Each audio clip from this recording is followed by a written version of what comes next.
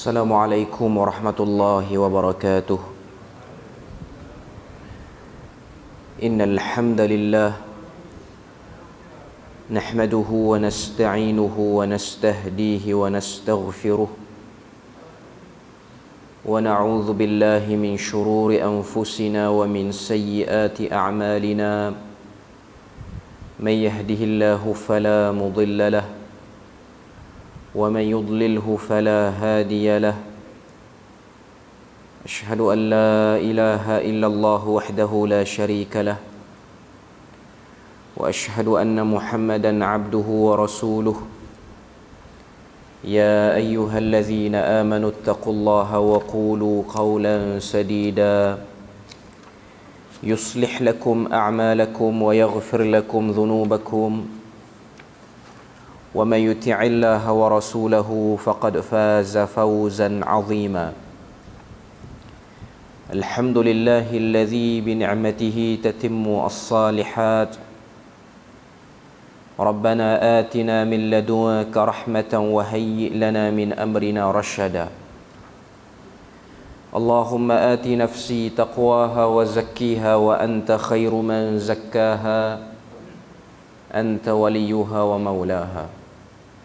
Alhamdulillah, syukur pada Allah Azza wa Jalla kerana dengan rahmat dan juga limpah kurnia yang Allah Ta'ala berikan, dapat kita sekali lagi bersama pada malam ni.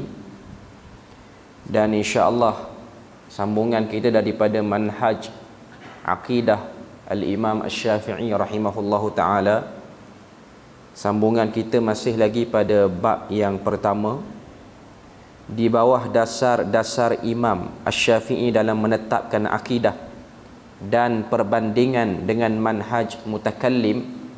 Sambungan kita muka surat 161, iaitu pandangan Imam Asy-Syafi'i tentang kesaksian pengikut hawa nafsu dan juga pelaku bid'ah. Kita dah sebut pada perbahasan sebelum ni beberapa perkara, iaitu khususnya tentang siapakah pengikut hawa nafsu dan kesannya pelaku bid'ah. Dan insya-Allah malam ni kita akan tengok dulu bab sejauh mana Imam Asy-Syafi'i menerima kesaksian dua kelompok ini, dan insya-Allah kita akan masuk pada perbahasan tentang ahli kalam ataupun ilmu kalam. Okay. Jadi muka surat 161 kita tengok apa yang disebut. Imam Asy-Syafi'i berkata, sebahagian manusia berselisih tajam kerana mereka mentakwil banyak hal berkaitan Al-Quran dan hadis, sampai-sampai sebahagian mereka menganggap halal darah dan kehormatan sebahagian yang lain. Cerita mengenai hal ini tersangatlah panjang. Hal itu ada yang terjadi pada masa salafus saleh dan berlanjutan hingga ke hari ini. Kita tidak mengetahui ada seorang pun daripada para salaf dan tabi'in sesudahnya sebagai orang-orang yang diikuti yang menolak kesaksian atau syahadah mereka yang mentakwil, sekalipun perbuatan itu dinyatakan sebagai kesalahan yang dianggap sesat, yang sampai kepada tingkat menghalalkan apa yang telah diharamkan. Selain itu, tidak ada seorang pun yang menolak kesaksian salah seorang daripada mereka yang mentakwil dengan takwil makna yang mengandungi kemungkinan benar, meskipun sampai kepada tingkat menghalalkan darah dan harta atau berlebihan dalam berkata-kata. Sementara itu, kami beranggapan bahawa masalah pembunuhan merupakan maksiat terbesar setelah kesyirikan. Tiga perenggan yang disebut oleh penulis pada muka surat 161 tu ialah pendirian Imam Asy-Syafi'i terhadap pengikut hawa nafsu dan juga pelaku bid'ah. Pelaku bid'ah yang disebutkan dalam ni ialah golongan Khawarij, golongan Mu'tazilah, iaitu bid'ah dari segi ideologi, bid'ah dari segi cara fikir, dan bid'ahnya mereka dalam berinteraksi dengan ayat-ayat Al-Quran, iaitu mereka terlampau mendahulukan akal sehingga membelakangkan nas. Kita tengok pada perenggan yang kedua tu, kata Imam Asy-Syafi'i, kami tidak mengetahui ada seorang pun dari para salaf dan tabi'in sesudahnya sebagai orang-orang yang ikuti, yang menolak kesaksian atau syahadah mereka yang mentakwil, sekalipun perbuatan itu dinyatakan sebagai kesalahan yang dianggap sesat. Maksud dia, Imam Syafi'i kata, tidak ada seorang pun daripada para salaf. Para salaf ini merujuk kepada para sahabat dan juga Nabi sendiri dan juga tabi'in ataupun orang-orang yang diikuti, maknanya tabi'ut tabi'in, yang menolak kesaksian dan syahadah mereka yang mentakwil, sekalipun perbuatan itu dinyatakan sebagai kesalahan yang dianggap sesat. Ahlu takwil, pelaku bid'ah, selama mana mereka seorang yang ada di dalam ahli syahadah, tidak mereka itu ditolak kesaksian dia. Maknanya kesaksian orang-orang yang duduk pada pihak ahli takwil. Lepas pada ini kita akan tengok perbahasan dalam ahlu kalam, buruknya perbahasan dan bagaimana para imam terdahulu mencela ilmu kalam itu. Ilmu kalam yang macam mana? Okay. Seorang pun tidak menolak mereka, dalam erti kata lain mengkafirkan mereka. Sebab isu kafir mengkafir ini dia jadi hangat 2-3 hari ni. Okay. Kemudian perenggan ketiga dia sebut, selain itu tidak ada seorang pun yang menolak kesaksian salah seorang dari mereka yang mentakwil. Maknanya yang mentakwil ayat-ayat sifat, bahkan takwil tu dah pergi kepada ta'til. Takwil ni ayat Quran sebut macam ni, kita kata bukan maksud tu ayat ni. Ayat ni ada maksud lain. Kita pun kata ayat ni ialah kias sahaja. Ataupun kita nafikan makna tu, perkataan tu kita bubuh makna lain. Itu dipanggil ta'wil dan ta'til. Okay.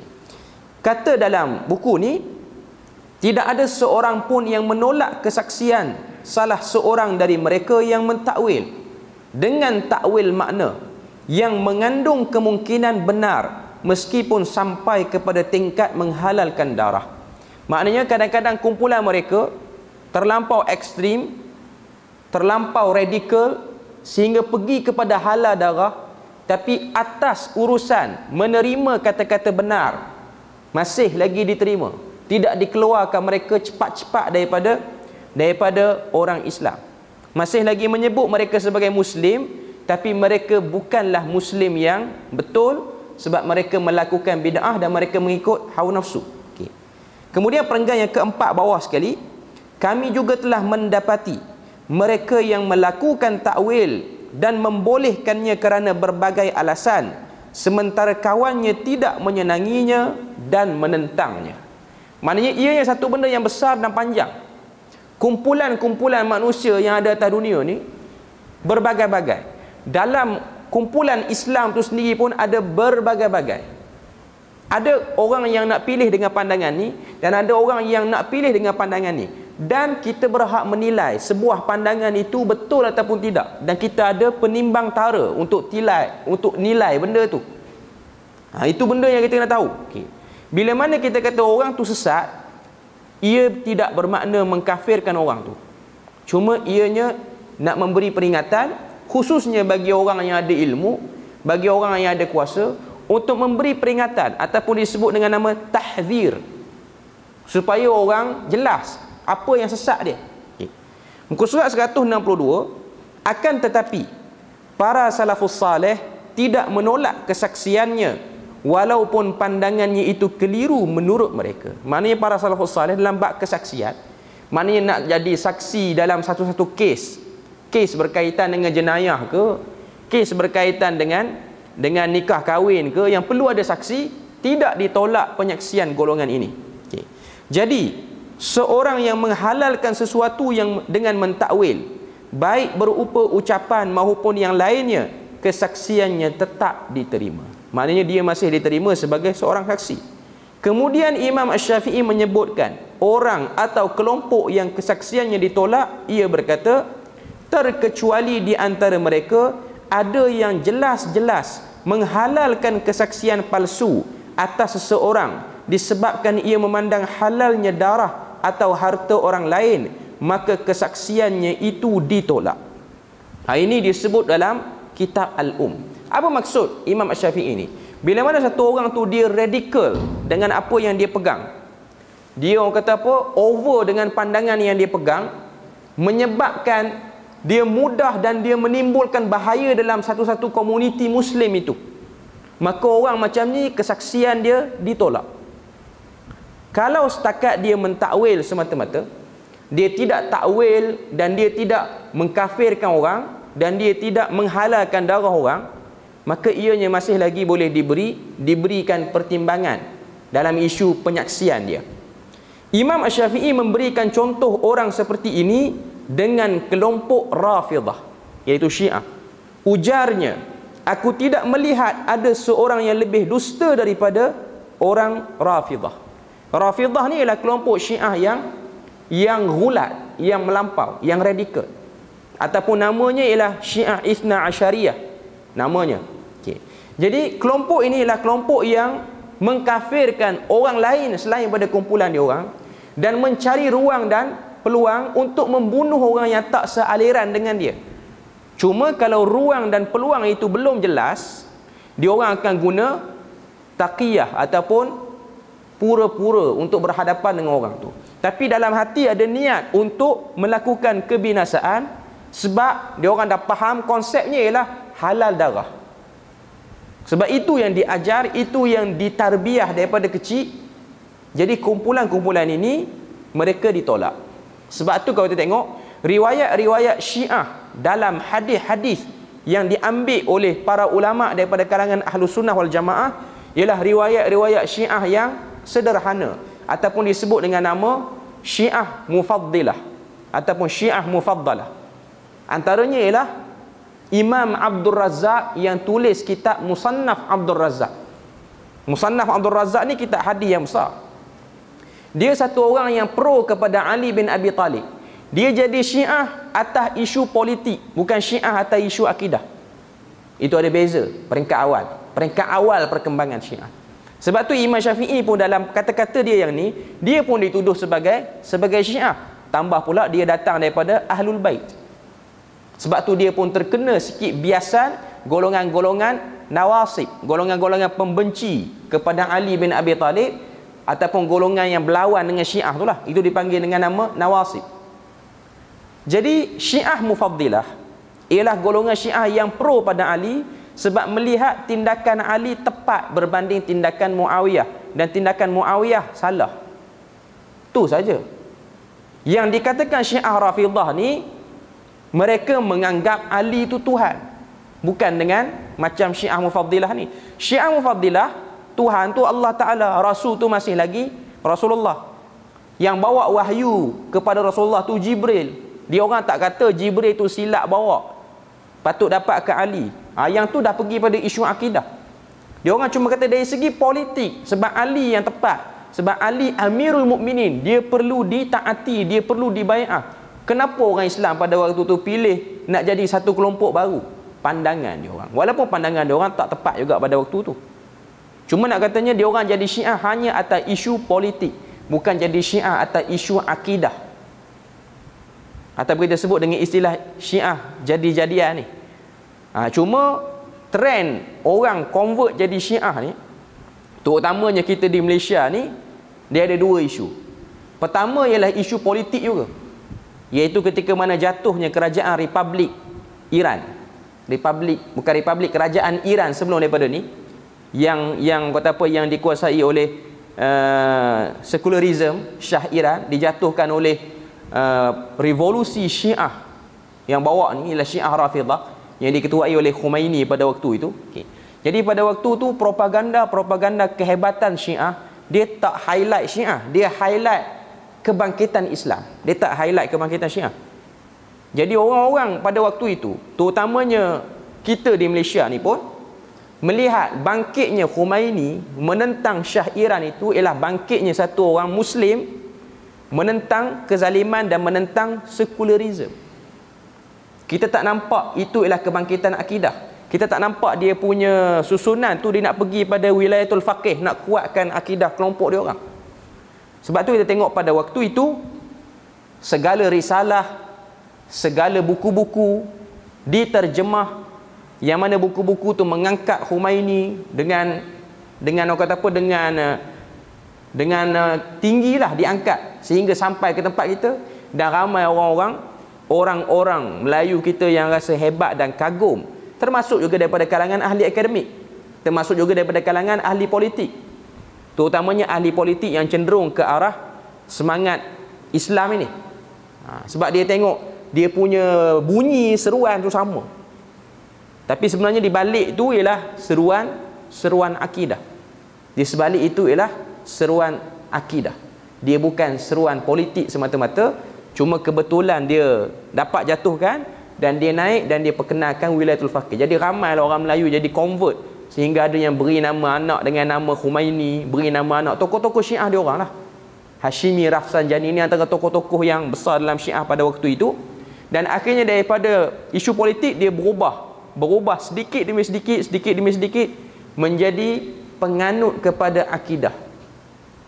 Cuma kalau kita tengok yang convert jadi Syiah di Malaysia ni, kebanyakannya ialah daripada kalangan Ahlus Sunnah, yang waktu dia jadi Ahlus Sunnah tu pun dia orang tak faham Ahlus Sunnah secara keseluruhannya, dan tak nampak memilih untuk pergi ke Syiah itu sebagai sebuah bahaya yang besar. Bahkan ia sebuah satu kemegahan. Sebab tu kau tengok cara manusia ni, dia nak rasa dia hebat pada orang lain, dia akan pilih benda yang lain pada orang lain buat. Dia akan amal benda yang orang lain tak amal. Dan dia rasa hebat dan megah dengan amalan itu, sehingga dia tengok amalan kebanyakan orang ni biasa saja. Bukan Syiah sajalah, apa-apa sajalah, Batiniyah ke, orang-orang yang terlibat. Sebab contoh, ni contoh secara realiti lah.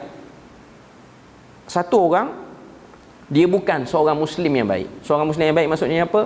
Dia semayang pun jarang-jarang, ataupun tak semayang langsung, terlibat juga dengan masalah-masalah. Tiba-tiba datang rasa nak berubah, rasa nak berubah tu datang. Waktu rasa nak berubah tu datang, dia nak berubah ikut cara biasa, iaitu datang masjid, berkawan dengan orang-orang masjid, mula ikut aktiviti masjid. Dia rasa benda tu biasa, berubah dengan cara tu biasa. Sebab berubah dengan cara ni orang nampak juga, tapi orang nampak tak tinggi sangat.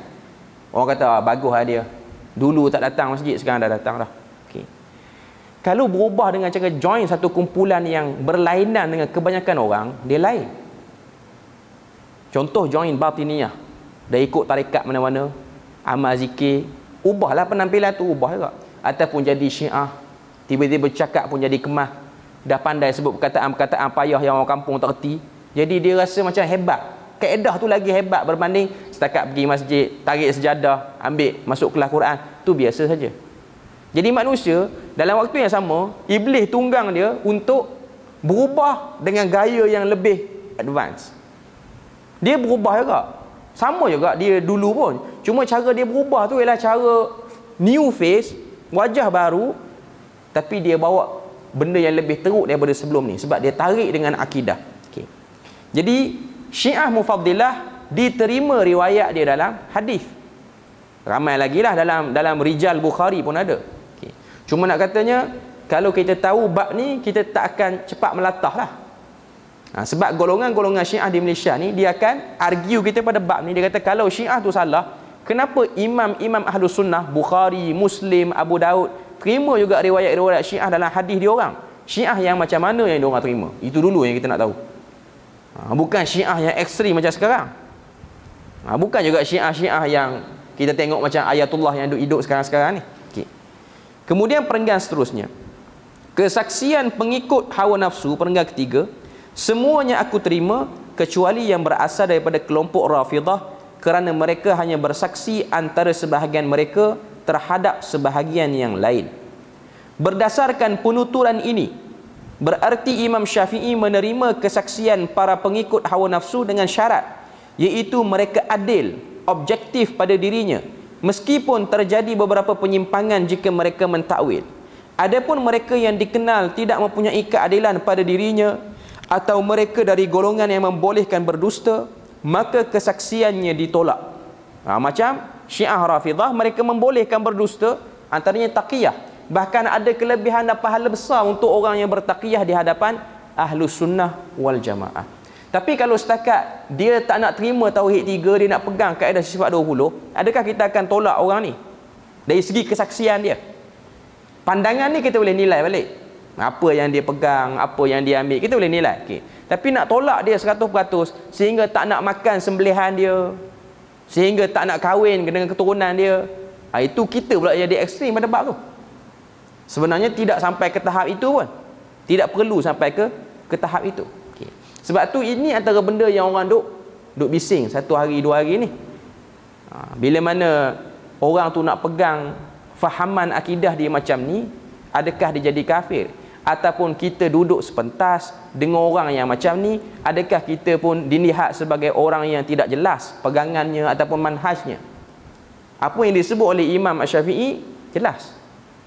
Apa yang disebut oleh Imam Asy-Syafi'i dalam ni ialah jelas. Walaupun dia pergi pada takwil yang jelas tersesat, tapi lambat kesaksian diterima atas dasar seorang Muslim dan masih lagi ahlu qiblat. Dan bendanya biasa. Kalau setengah-setengah pengikut yang semangat, dia cepat sangat pergi takfirkan orang, benda tu biasa. Sebab tu kalau tuan-tuan ikut baru ni kan, ada satu orang budak muda, dia buat satu status hantaran di FB dia kafirkan satu orang penceramah yang terkenal dengan amalan pelik-pelik tu. Dia kafirkan, dia kata siapa-siapa yang tidak berani mengatakan khabith ini kafir, maka dia orang yang bermasalah. Secara umumnya lah dia sebut. Dia pun dah tarik balik pun. Okay. Saya nak katanya benda tu biasa bagi orang-orang muda yang semangat dan orang-orang muda yang nakkan perubahan yang cepat. Sebab tengok kawan tu mengarut sakan, lepas tu tak ada orang tangkap. Saya sendiri pun antara orang yang tulis banyak tentang apa yang dia mengarut tu. Dan kita pun dapat komen daripada hantaran-hantaran gitu tu, ada orang komen. Ada orang komen kata, kalau betul kawan tu salah, kenapa Majlis Agama Negeri sekian tidak menangkap dia? Kenapa panggil saja, lepas tu tak ada apa-apa tindakan? Itu kena tanya pihak yang panggil itulah, kenapa tak buat tindakan? Pertama kita kena tahu, kalau tak diambil tindakan oleh pihak berkuasa, ia bukan lambang pada betulnya orang tu. Itu benda kita kena tahu. Sebab kita kena tengok juga daripada sudut lain. Tengok berapa ramai ahli politik yang terlibat dengan rasuah. Tak ada orang tangkap pun dia. Takkan kita nak kata rasuah betul? Rasuah okey, polis tak ada tangkap pun dia. Rasuah okey kot. Patut hujah yang sama kita boleh letak pada kawan tu. Okey. Rasuah tetap rasuah lah. Dia tak kena tangkap, itu isu dia deal dengan polis. Sebab tu saya tengok, ni komen-komen yang kelakar lah sikit. Bila mana kawan tu kena panggil dengan Majlis Agama Negeri, panggil dan nasihat supaya jangan bercakap benda-benda macam ni. Ada satu orang, mamat mana pergi komen, dia kata, setahu saya kalau kerap kena panggil dengan pejabat agama ni, last kali jadi pegawai pejabat agama. Nak kata pengurusan tu dia tak puas hati. Biasa orang kena panggil lah kali masuk jail, ni tak kena panggil punya kena panggil lah sekali jadi timbalan mufti kot apa benda tu. Okey. Allahu a'lam, kita tahu itu pengurusan negeri. Kita tak ambil pot lambak tu. Cuma itu tanggungjawab dan itu soal jawab yang pihak pengurusan tu kena tanggung lah. Sebab hakikatnya kerosakan telah pun berlaku. Penyebaran benda-benda yang mengarut dah pun berlaku. Okay. Itu bagi pihak yang belah halik tu, belah halik yang tak suka pada benda-benda yang mengarut ni. Okay. Bagi pihak belah sana pun, kalau kita tengok dari segi kenyataan dia orang pun ada juga mengkafirkan, tak dapat dinafikan. Sebab tu kita tengok sehari dua ni satu orang penceramah terkenal yang janggut lebat tu, dia keluar kenyataan, dia kata orang yang kata Allah Ta'ala istiwa atas arash ni kan kafir. Dia sebut macam tu dalam kuliah dia. Dia sebut macam tu, kan kafir, pakai kopiah, pakai title Maulana. Saya tahu dia nak kata ke Maulana mana tu. Okay, Maulana tu pun duduk bahagian utara ni juga. Okay. Pertama kita dah tahu banyak siri Maulana tu jawab tentang tuduhan yang dikenakan kepada beliau. Okay. Dan sebagai kedudukan dia seorang penceramah yang terkenal dan orang dah puji dia macam-macam. Terbaru orang duk share pujian satu orang prof, doktor lagi daripada sebuah universiti, kata dia ni pakar usul fiqh, semua yang dia jawab betul belaka. Pertama, saya tahu prof tu waktu dia puji tu program di negeri tu.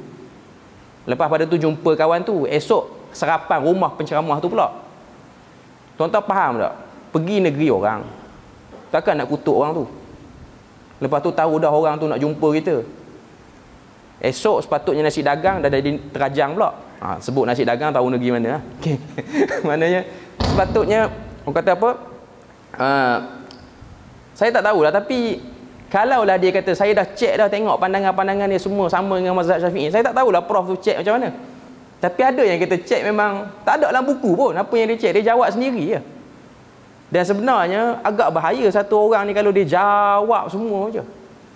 Ianya satu benda yang membahayakan kredibiliti satu orang tu.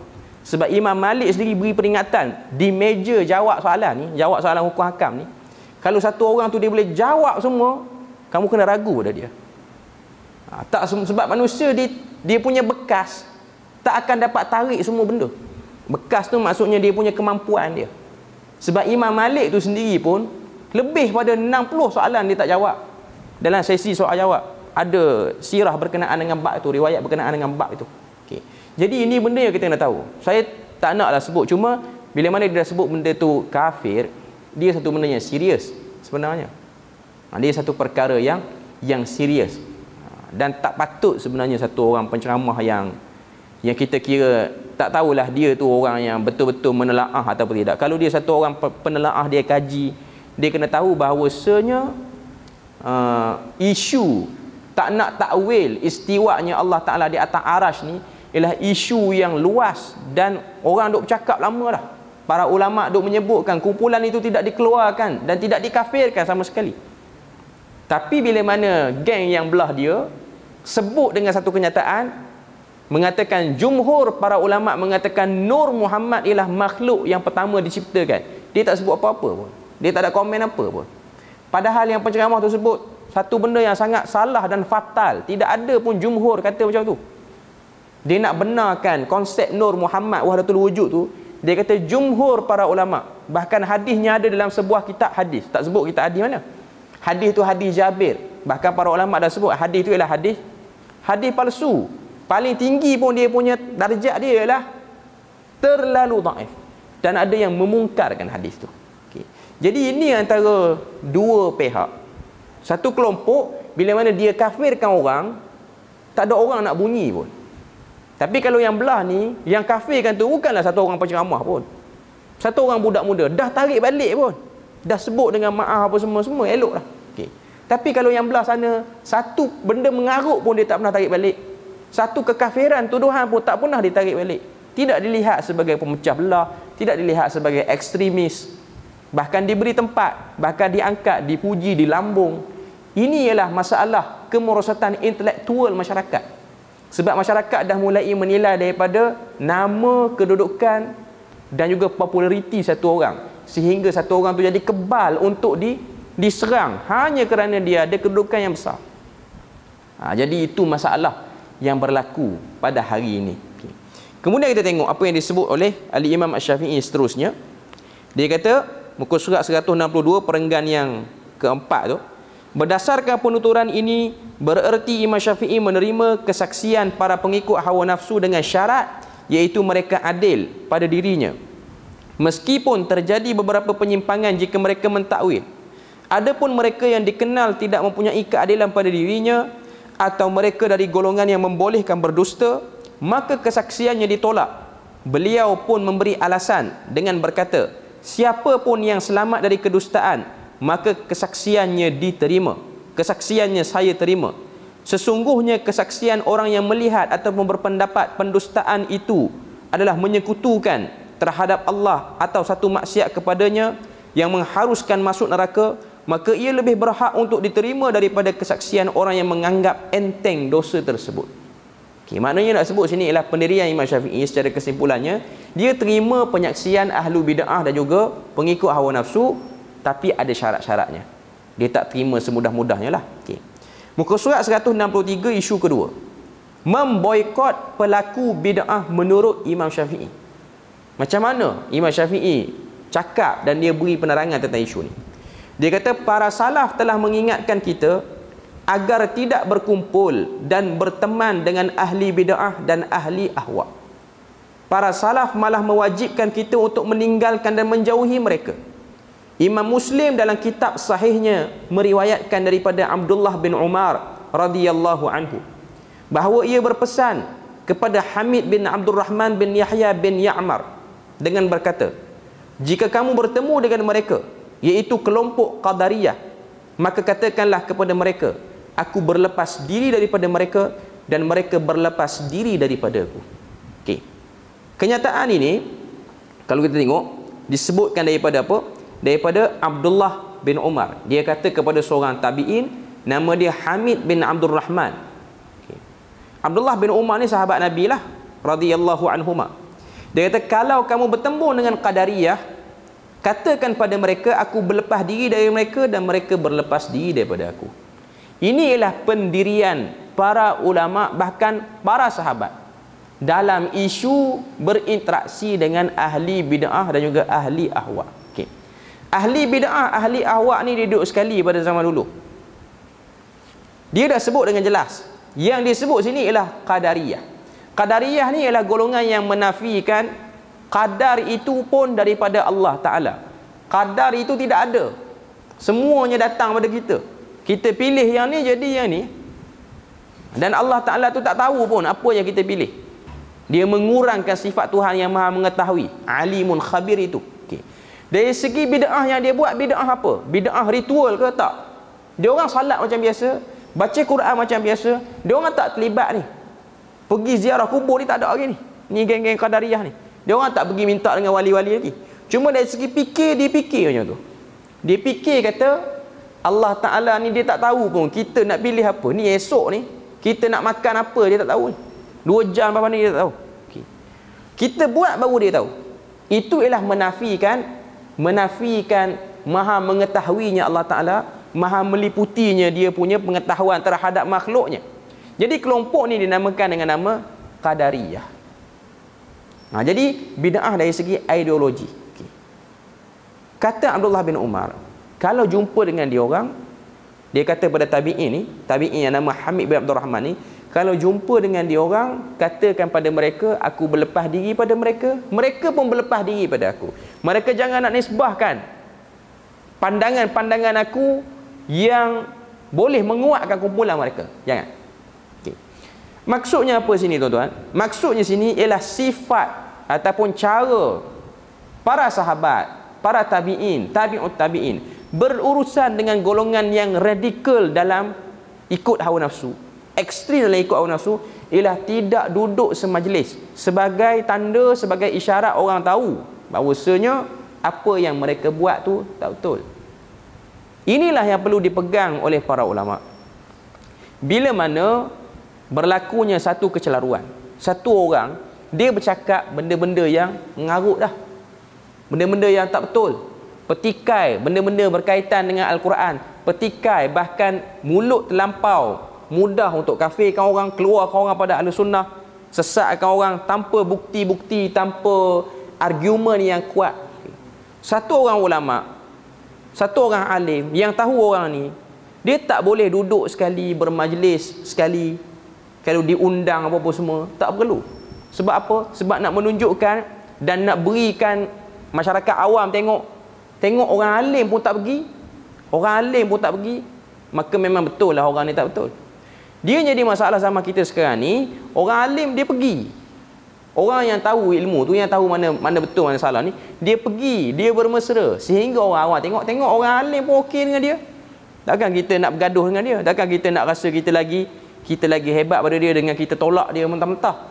Ada orang ni terima, ada doktor ni terima, ada bekas mufti ni terima, ada bekas menteri ni okey je, salam dengan dia. Okay. Jadi ini semua benda bukan dalil dan indikator kepada kebenaran orang tu. Okay. Jadi orang yang ada ketokohan, dia kena ada pendirian dalam bab ni, supaya dia tak ikut perkara-perkara yang menunjukkan orang tu tak betul. Sebab tu kalau tuan-tuan tengok Sahibus Samahah Mufti kita ni, dia ada satu video dalam YouTube, orang upload video tu lama dah, video satu seminar ataupun satu program dengan satu orang tokoh liberal daripada Indonesia, nama dia Mun'im Sirri, Dr. Mun'im Sirri. Dia ni pensyarah di universiti. Dia ni banyak tulis tentang pertembungan Al-Quran, maknanya dia komen banyak tentang Quran. Mun'im Sirri, Indonesia, orang Indonesia. Okay. Program tu buat di Malaysia. Waktu Mun'im Sirri tu, dia kata banyaknya dalam Quran ayat-ayat yang bersifat radikal, ayat-ayat yang suruh orang perang, terutamanya dalam surah At-Taubah dan juga surah Al-Anfal, bila mana Allah Ta'ala kata qatilul musyrikin kafah Perangilah orang-orang musyrik itu secara keseluruhannya. Dia kata ayat ni ialah ayat yang bersifat ekstrim. Ada dalam Quran. Okay. Waktu tu Datuk Mufti, saya rasa waktu tu dah jadi mufti kali pertama, lepas tu dia rehat sekejap. Okay. Rasanya lah. Okay. Video dah agak lama. Okay. Waktu kawan tu duduk cakap, dia nak celah lah. Tiba-tiba pengurusi majlis, dia konon moderate lah, dia kata, Datuk, rasanya kita bagi lu kawan ni cakap. Okay. Tapi kawan tu cakap memang mengarut lah. Jelas mengarut dia tu. Sebab ayat tu, qatilu tu bukan maksud bunuhlah, perangilah. Dia terjemah dan bunuhlah. Okay. Kalau bunuh yang betul ekstrim lah. Okay. Kalau bunuh yang betul ekstrim. Tapi qatilu ni orang belajar bahasa Arab dia akan tahu. Okay. Jadi waktu nak celah tu, pengurusi majlis dia tahan. Okay. Apa yang mufti buat? Angkat beg, belah lari. Itu pendirian yang betul. Jangan tunjuk kita setuju dengan orang yang, tapi di ujung tu mufti bagilah, dia kata kalau nak bincang santai, bagi orang celah, dia kata. Kalau tak nak bagi orang celah, saya boleh keluar.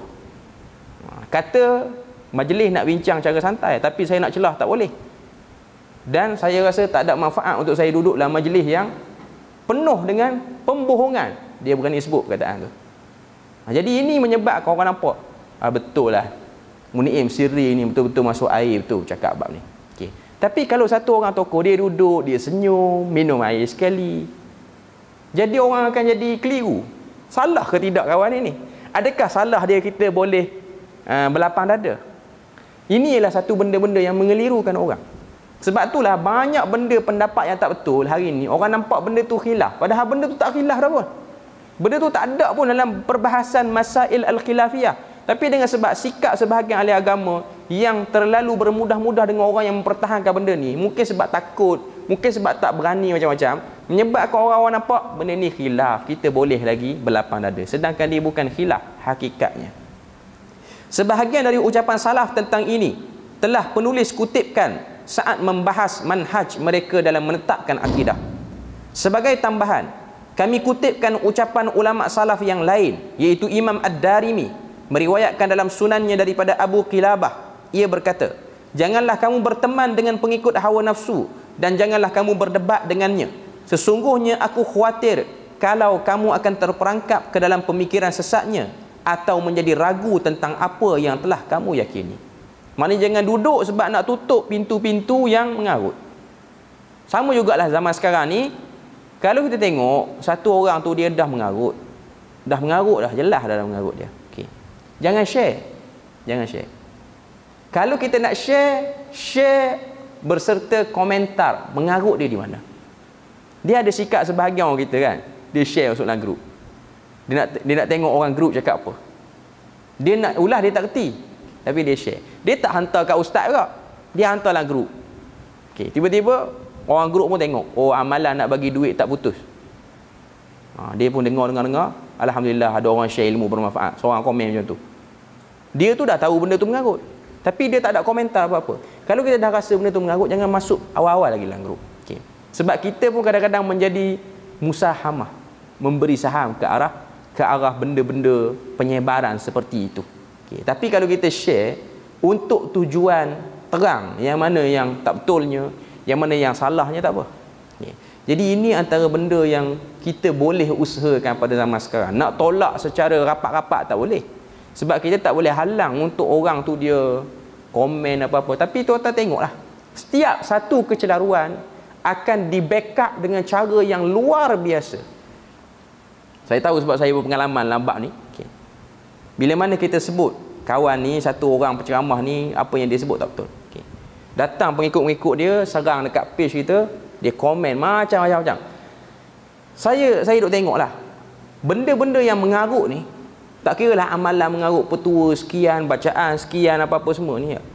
Tuan-tuan yang dengar, tuan-tuan letakkan diri tuan-tuan, kita punya ilmu taklah faham Quran keseluruhan, tapi kita dengar tu dah ada something. Tuhan dia akan bagi satu insting, kita rasa benda tu ada, benda tak kena. Biasanya manusia dia ada. Hatta orang kafir pun ada benda tu. Okay. Dia dengar, karut. Tapi dengan sebab komen-komen orang, ataupun datang ustaz yang cuba nak backup. Okey. Kadang-kadang orang pilih untuk diam ataupun ada orang ikut juga macam mana. Cuma nak katanya Tuhan dia dah gerakkan akal kita untuk faham, untuk nilai. Tapi ada manusia dia nak tutup kemampuan akal untuk menilai, menganalisis satu benda tu, sehingga dia jadi pada golongan yang benarkan, cari je celah mana-mana untuk backup. Ini ialah satu musibah yang berlaku. Itu yang jadi letih bila mana kita tengok keadaan seperti itu. Inilah mazhab Asy-Syafi'i. Bahkan telah diriwayatkan darinya bahawa yang menyebabkan ia meninggalkan Baghdad dan pindah ke Mesir adalah kerana munculnya aliran Mu'tazilah dan bid'ah yang mereka bawa dan penguasaan mereka di atas masyarakat, sementara negara tunduk kepada mereka. Di antara ucapan Imam Asy-Syafi'i tentang keharusan kita meninggalkan pelaku bid'ah adalah, aku tidak akan berdebat dengan seorang pun yang aku yakini bahawa ia tetap dalam kebid'ahannya. Itu muka surat 163. Dia sebut pada kita bagaimana Imam Asy-Syafi'i ni dia tukar, pindah daripada Baghdad pergi ke Mesir. Sebab kalau tengok memang Iraq ni, negara Iraq ni, terutamanya Kufah dan kawasan-kawasan sekitarnya, ialah kawasan yang dipegang oleh kelompok ahlu bid'ah yang sangat-sangat radikal dalam bid'ah dia pada zaman dulu. Dan Iraq ni kita boleh katakan pusat menghasilkan hadis palsu yang paling pesat pada waktu itu. Sebab tu kalau tengok dalam kitab-kitab Syiah yang besar, kitab hadis diorang macam Usul Kafi, Furu'ul Kafi, Biharil Anwar, inilah kitab-kitab yang menghimpunkan hadis-hadis palsu yang direka oleh beberapa perawi diorang, antaranya lah Abu Mikhnaf dan beberapa orang lagi lah. Okay. Ini kita boleh tengok Iraq menjadi tempat kepada pusat penyebaran hadis palsu. Cuma ulama ada dua pendirian pada waktu itu. Ada ulama yang tinggalkan tempat tu sebab mengarut sangat. Yang kedua, kumpulan yang kedua, ulama yang bermati-matian melawan benda tu. Antaranya ialah Abdullah bin Mubarak. Dia bermati-matian melawan kesesatan. Dan kita boleh agaklah Abdullah bin Mubarak ni waktu dia hidup, dia ni guru pada Imam Bukhari, Imam Muslim dan lain-lain lah. Okay. Sebab tu dia sebut dalam satu kata-kata, laulal isnad laqala man syaa ma syaa. Kita beri laluan pada azan dulu.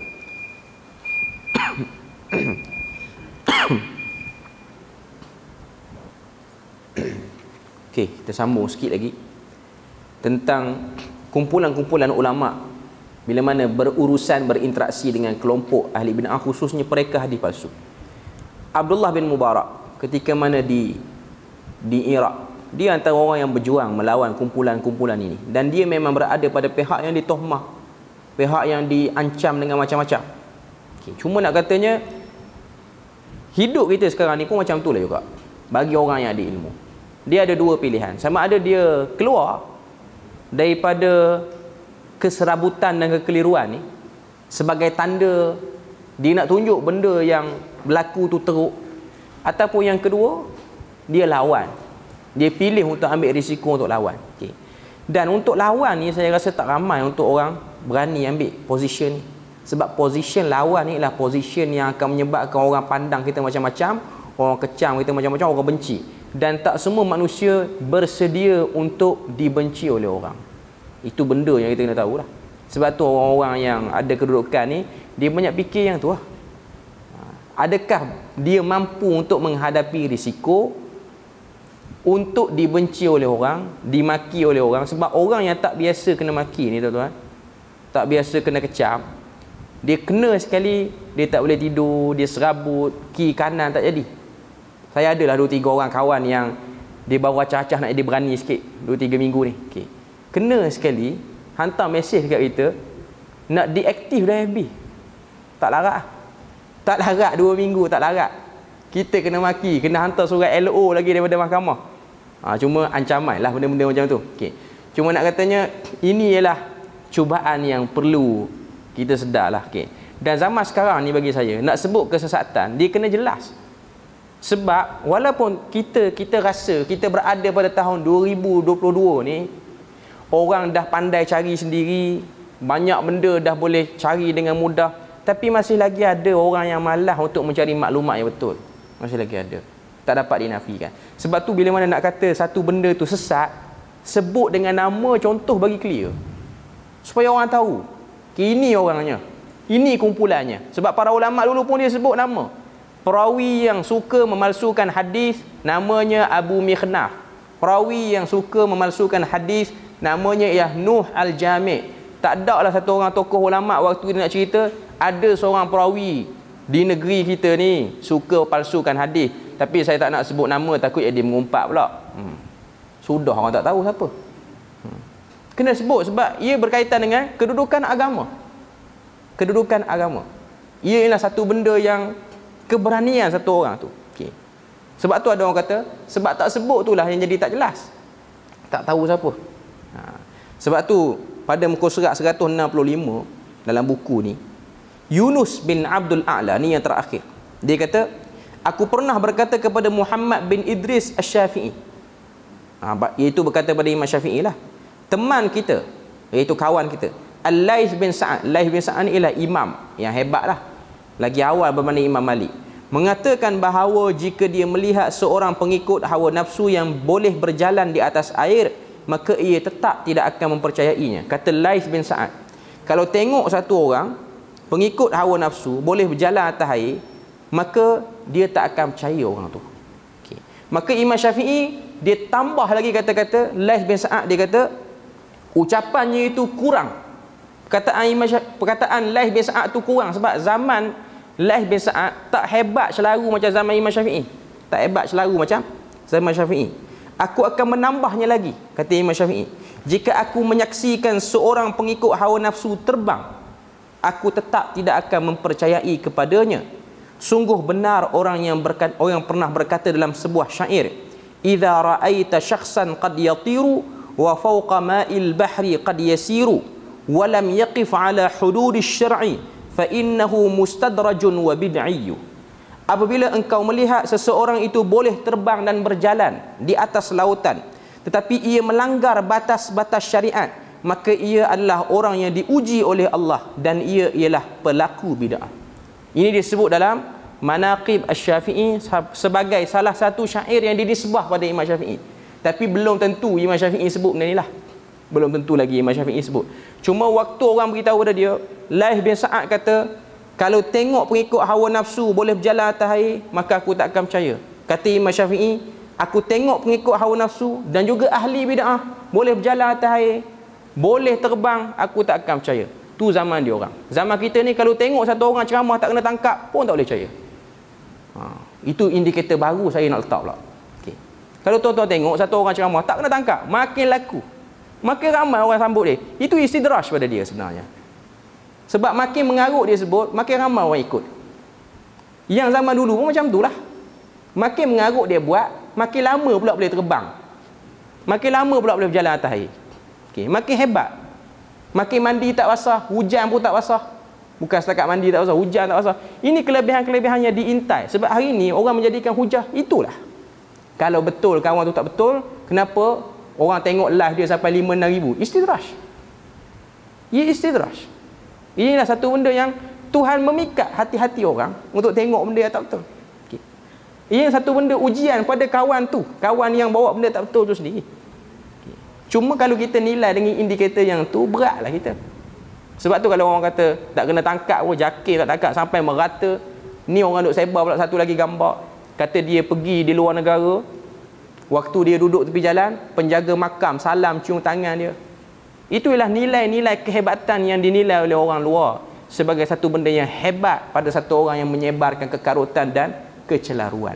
Sedangkan ia bukan indikator. Sebab dalam syair itu kata, walam yaqif ala hududis syar'i. Dia tidak berdiri di atas sempadan syarak. Fa innahu mustadrajun. Kata Imam Syafi'i, kata syair yang didakwa oleh Imam Syafi'i, didakwa diucapkan oleh, sesungguhnya itu ialah istidraj. Dan itu ialah satu bid'ah, kesan daripada bid'ah yang dilakukan. Wallahu a'lam. Kita berpada situ je untuk malam ni. Moga Allah Ta'ala beri rahmat dan berkat. InsyaAllah kita akan sambung perbahasan hukum ilmu kalam menurut Imam Asy-Syafi'i seterusnya. Subhanakallahumma wa bihamdik, asyhadu an la ilaha illa anta wa astaghfiruka wa atubu ilaik. Wassalamualaikum warahmatullahi wabarakatuh.